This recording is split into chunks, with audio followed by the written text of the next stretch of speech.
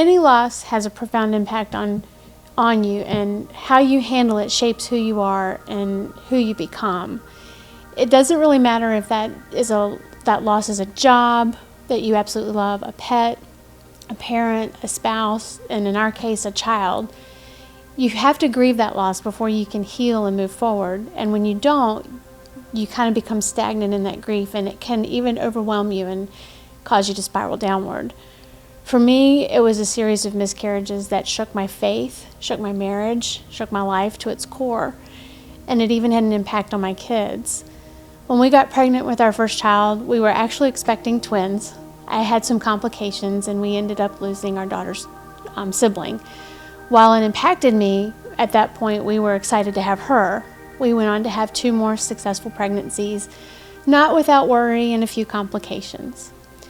After our last daughter was born, we found ourselves pregnant again, and that ended in a loss.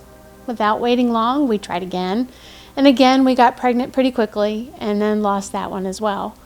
Again, without waiting, we tried again and got pregnant, but this time it was different. We went for an ultrasound, and I heard that really sweet, sweet sound of a galloping sound. It's the heartbeat of a baby. And that joy would quickly end as that pregnancy was not where it was supposed to be.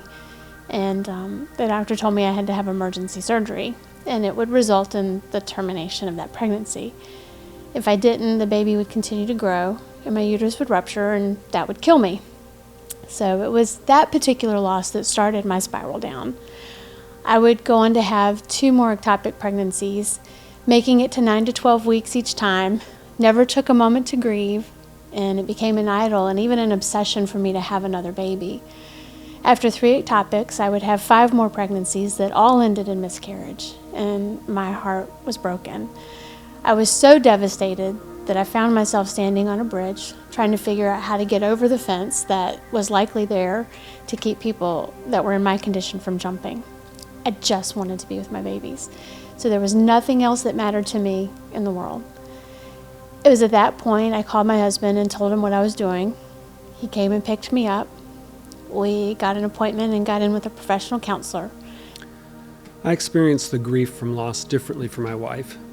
I chose to be in denial and focus on the things that I thought I could control. I worked too much and spent too much time on the internet. Honestly, I became comfortable with how I was feeling. I was just coping in an unhealthy way. I was in denial, but feeling hopeless.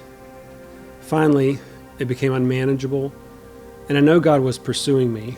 I sensed God reminding me through Proverbs 3, 5, and 6 to trust Him and submit to Him and find my way through this. The turning point for me was when I chose to join a men's life group where we focused on marriage God's way. I started reading my Bible more, reading the commentaries, and talking with the other men in the small group. When I look back, I can see that it was living in community that encouraged me to experience God's Word and His love.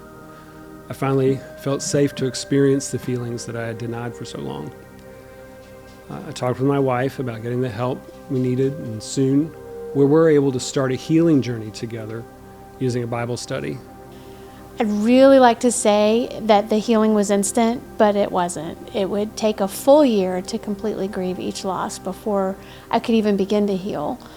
We did a Bible study specific to pregnancy loss, and then on each due date, we named our children and we celebrated their life. Each of my babies, while they are not with me on this side of heaven, made a difference, and I take some comfort in knowing that they will never know the pain of sorrow and grief. They'll only know life in Jesus' arms. And I still struggle now. They say time heals all wounds, but that's not exactly true. The grief I have for my children just becomes a part of who I am. And the scar of those losses will always be there. And every now and then the pain will rear its ugly head, but the Lord is my comfort. Ecclesiastes 3 says there is a time to laugh, a time to cry, a time to mourn, a time to dance. Fortunately, I learned from those losses and moved forward years. When my mom passed away in 2017, I actually took the time to grieve her loss.